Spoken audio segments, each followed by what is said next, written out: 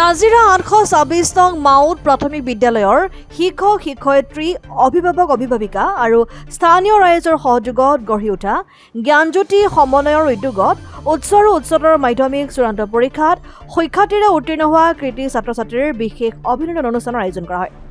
জ্ঞানজ্যোতি সমন্বয়ৰ যুটীয়া সম্পাদিকা কৰবী দুৱাৰা আৰু উষা সন্দিকৈয়ে আঁত ধৰা অৱসৰপ্ৰাপ্ত শিক্ষয়িত্ৰী উপমা গগৈ বৰুৱাই সভাপতিত্ব কৰা উক্ত অনুষ্ঠানত সংহত শিশু উন্নয়ন আঁচনিৰ ক্ষেত্ৰ পৰ্যবেক্ষিকা নীলাক্ষী বৰুৱা, বিষয় শিক্ষয়িত্ৰী যোগনা মহন্ত, অৱসৰপ্ৰাপ্ত সামৰিক বিষয়া দিলীপ বৰগোহাঁই, সমাজকৰ্মী বীৰেন চাবুকধৰা, গকুল চাবুকধৰা, জ্ঞানজ্যোতি সমন্বয়ৰ উপসভানেত্ৰী অনিমা দুৱাৰা, শিক্ষাবিদ মহম্মদ আৰফান উল্লাহ, খণ্ড সমল ব্যক্তি বজ্ৰ বল্লভ দত্ত, মণ্ডল সমন্বয়ক সংগীতা গগৈ, অৱসৰপ্ৰাপ্ত শিক্ষক ৰামকৃষ্ণ সন্দিকৈ, শিক্ষক বাস্তৱজ্যোতি কোঁৱৰ, স্থানীয় যুৱক ভাস্কৰ জ্যোতি মহন্ত অতিথি হিচাপে উপস্থিত থাকি সকলোকে উদ্দেশ্যি বক্তব্য আগবঢ়ায়।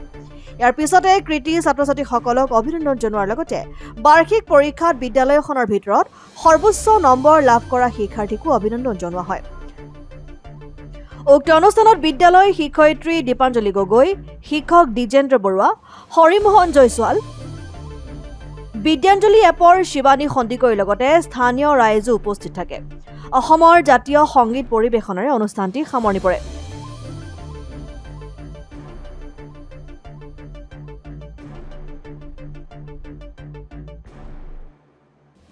826 নং মাউত প্ৰাথমিক বিদ্যালয়ত আমি ইয়াত পঢ়ি যোৱা ছাত্ৰ ছাত্ৰীসকলক আমি সম্বৰ্ধনা জনাবৰ বাবে আজি আমি অভিনন্দন অনুষ্ঠানটো আয়োজন কৰিছিলোঁ। তাৰ লগতে আমি এই বিদ্যালয়ত অধ্যয়ন কৰি থকা ছাত্ৰ ছাত্ৰীসকলক বিভিন্ন কাৰ্যসূচীৰ মাধ্যমেৰে আমি আজি অনুষ্ঠানটো আগুৱাই লৈ যোৱাৰ প্ৰচেষ্টা হাতত লৈছোঁ।